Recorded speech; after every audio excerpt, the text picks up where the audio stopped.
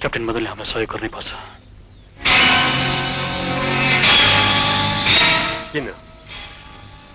किन सहायता गर्ने मैले तिमीहरूलाई?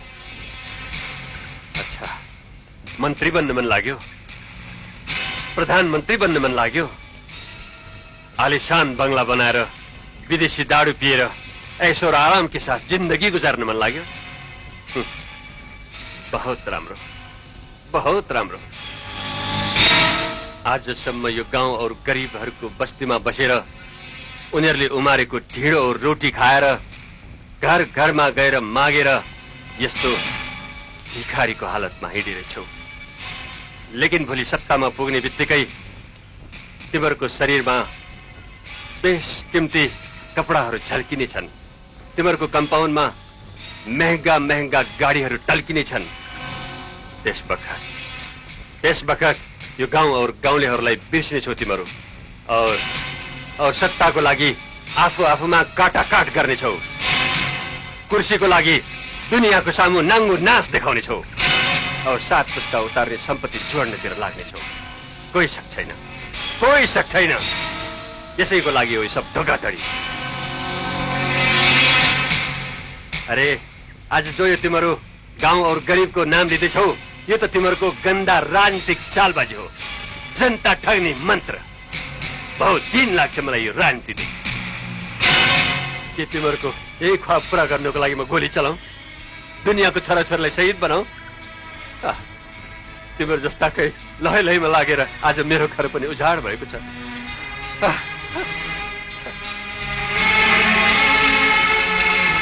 मेरो बाल बच्चा, मेरो परिवार। I hate politics. I hate you people. तपाईको भनाइ सक्यो? अब मेरो कुरा सुन्नुहोस्। तपाईले लगाउनु भएको आरोप ठिक साँचो हो। जिन्दगीभरि संघर्ष गर्ने क्रान्तिकारीहरू सत्तामा पुगेपछि भ्रष्टाचारी भएर निस्कन्छन् र सिनो गनाएको जस्तो गनाउँदछ। हामी पनि भोलि सत्तामा पुग्न सक्दछौँ र हामी पनि त्यसरी नै बनाउन सक्दछौँ अनि देश, जनता र भावी सन्ततिप्रति विश्वासघात गर्न सक्दछौँ। आखिर यस्तो किन हुँदैछ? किन देशका नेताले देशप्रति विश्वासघात गर्दैछन्? हेर्नुहोस् क्याप्टेन साहब, म त भन्छु भ्रष्टाचार गर्ने नेता भन्दा भ्रष्टाचार सहने जनताहरू बढी अपराधी हुन्। किनभनेदेखि भ्रष्टाचार सहनु पनि अपराध गर्नु हो। यो देशका जनताहरूले देशप्रति गद्दारी गरेलाई उचित दण्ड सजाय दिन सकेनन् र आखिर उनीहरूकै सामाजिक प्रतिष्ठा बढाउने काममा लागिरहे। हेर्नुहोस्, जबसम्म यो देशका जनताहरूले यो देशका इमानदार व्यक्तिहरूलाई सम्मान र देशप्रति गद्दारी गर्नेलाई अपमान गर्ने बानी बसाल्दैनन्, तबसम्म भ्रष्टाचार बढी नै रहन्छ। जनताहरूको मौनताले नै आज भ्रष्टाचारलाई बढाइरहेको छ। अनि अर्को कुरा, तपाईँ हाम्रो आह्वानमा आउनुहोस् नआउनुहोस् त्यो तपाईँको मर्जी। अनि हाम्रो आह्वान पनि होइन, यो क्रान्तिको आह्वान हो। जब राजनीति दूषित हुन्छ तब युगले क्रान्तिको बिगुल फुक्छ। क्याप्टेन साहब, म तपाईँको सैनिक कौशलताको फाइदा उठाएर तपाईँसँग गोली माग्न आएको होइन। म गोलीमा विश्वास पनि राख्दिन, तर तपाईँ जस्तो इमानदार व्यक्तिको बोली हजारवटा गोली भन्दा बलियो हुन्छ। बुझ्नुभयो क्याप्टेन साहब?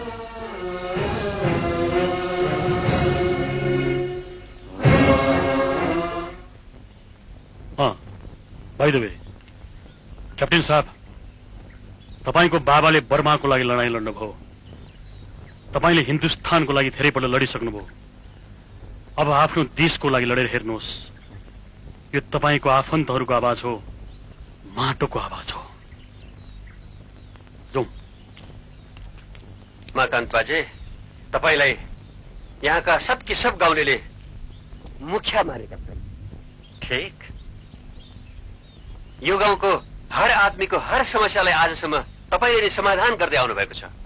यो पनि ठीक। यो अन्तर्जातीय विवाह भनेको मेरो विचारमा त यो विभिन्न जात जातिमा छुटेर बसेका यहाँका आदमीलाई एउटै परिवारमा ढाल्ने औ एउटै सूत्रमा गाँस्ने तागो हो, बस।